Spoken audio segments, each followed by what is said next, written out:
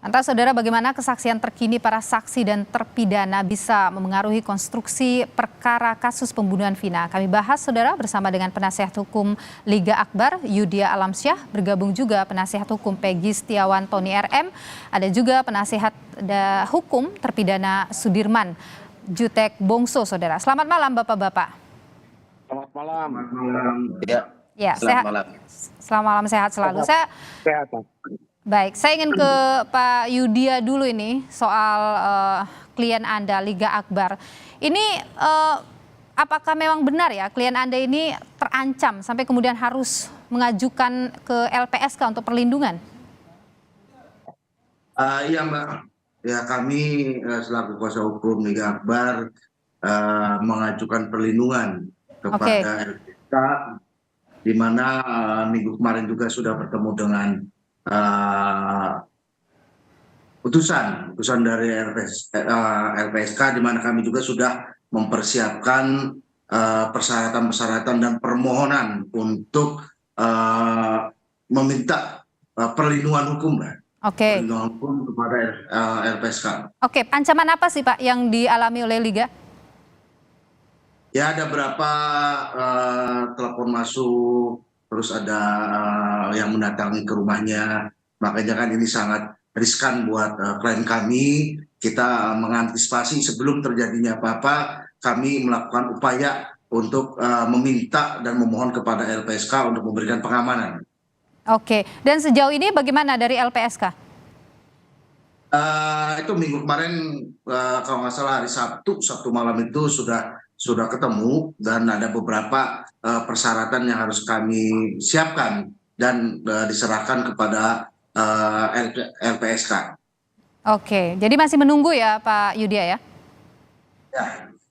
Oke, Pak Tony, kalau Anda melihat bagaimana ini dengan keterangan atau munculnya kesaksian baru dan lain sebagainya, Anda merasa ini akan berpengaruh pada konstruksi hukum kasus ini? Ya, pertama kami sebagai penasihat hukum Peggy Setiawan mengapresiasi ya kepada keberanian Liga Akbar yang kali ini menyampaikan yang sebenarnya dengan mencabut keterangan-keterangan Liga Akbar pada kesaksiannya tahun 2016. Bagi kami, kuasa hukum Peggy Setiawan akan mengatakan dua hal. Pertama,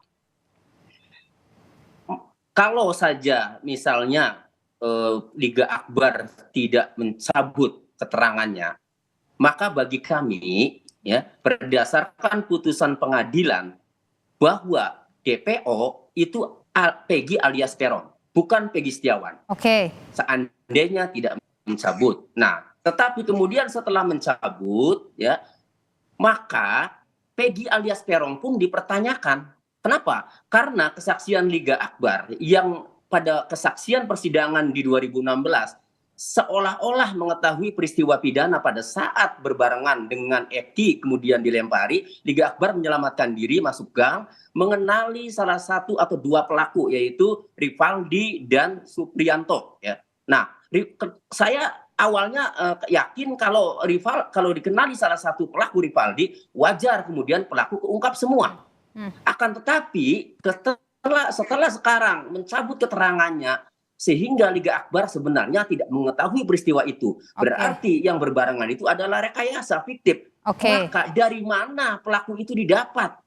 Pelaku-pelaku yang 8 itu, kan itu. Nah, jadi Anda juga meragukan 8 tersangka pelaku itu tidak diketemukan. Berarti ya.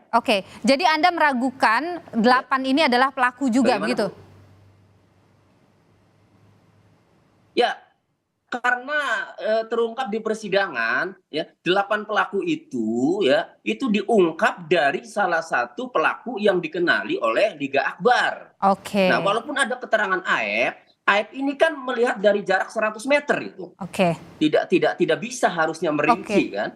Jadi paling penting itu adalah keterangan Liga Akbar ketika dicabut ya sudah ambiar itu 8 pelaku itu pelaku apa bukan yang sebenarnya, kan begitu. Baik. Saya ke Pak Bongso dulu ini. Pak Bongso ini penasihat hukum terpidana Sudirman ya. Ini juga dari pihak keluarga menyampaikan soal ketakutan dan sebagainya. Apa yang terjadi Pak Bongso? Jadi gini, Mbak. Jadi kami Dewan Pimpinan Nasional Pradi kedatangan keluarga korban dan juga para saksi ya.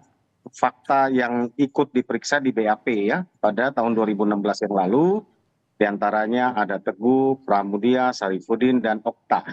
Kemudian ada 6 ya terpidana mati lewat keluarganya, yang sementara kami baru dapatkan kuasa dari keluarga.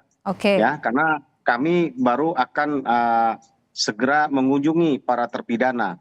Ini menarik, Mbak. Jadi menarik apa yang disampaikan rekan-rekan sekalian tadi, bahwa betul di dalam peristiwa hukum di kasus Vina ini banyak sekali kejanggalan. Ya, ini kan penyebab utamanya oleh karena dari Pak Rusdiana sendiri. Ini kalau kejadian tanggal 27 Agustus 2016, ya kan, lalu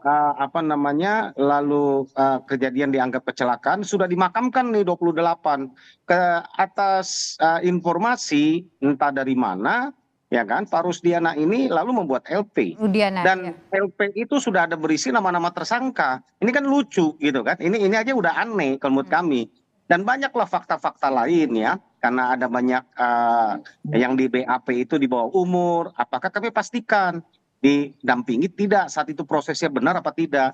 Dan yang paling fakta yang kami mau sampaikan yang sering sudah kami bicarakan adalah bahwa pada malam kejadian 27 Agustus 2016 yang lalu ya, bahwa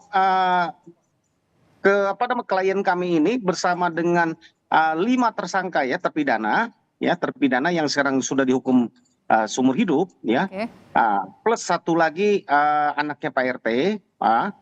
Kemudian mereka mengaku di malam tanggal 27 Agustus itu mereka ada di rumah Pak RT. Sementara mereka di dalam dakwaan di malam tanggal 27 Agustus itu mereka didakwa melakukan pembunuhan.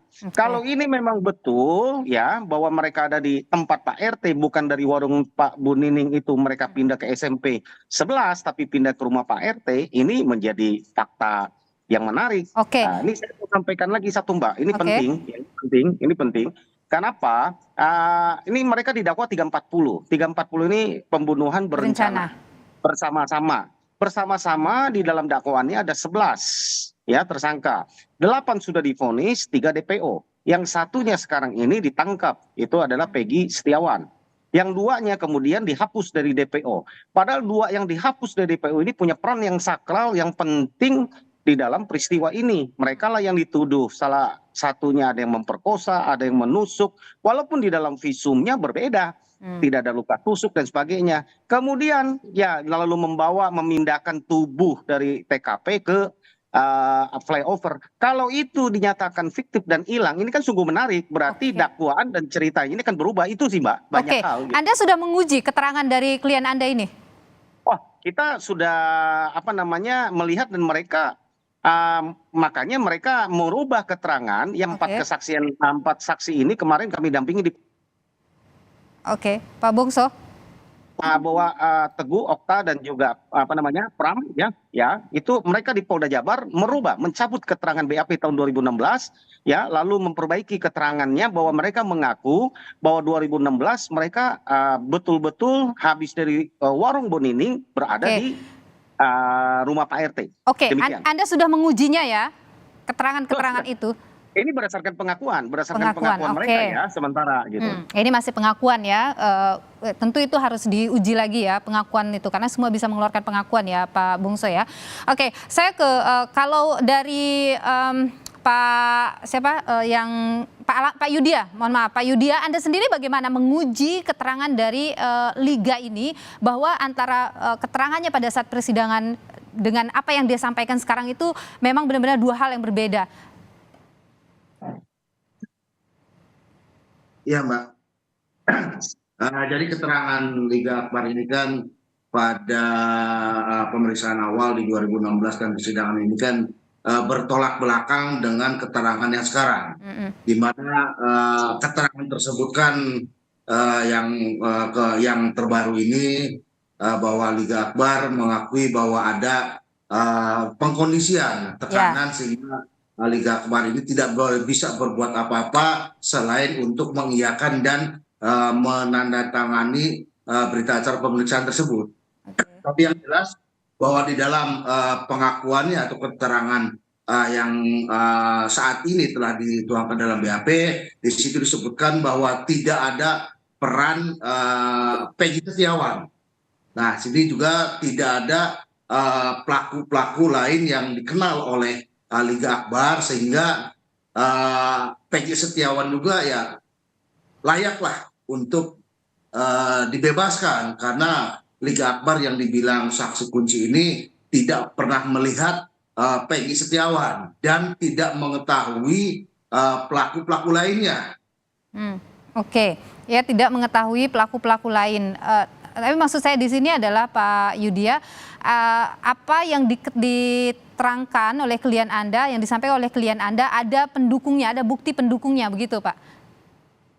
Ya, ya, karena pada saat terakhir bertemu dengan Eki dan Vina itu kan di SMA 4, itu ada beberapa orang yang menyaksikan dan berkumpul di situ, dan inilah yang akan kami tambahkan kesaksiannya untuk menguatkan keterangan dari Liga Akbar. Oke, baik. Saya ke Pak Tony. Pak Tony, ini kan dari pihak Peggy Setiawan minta atensi Kapolri ya, agar kasus ini dibuka terang, seperti bahkan membawa soal kasus yang Sambo dulu gitu. Apa sebenarnya yang ingin didapat begitu oleh tim dari Peggy Setiawan ini?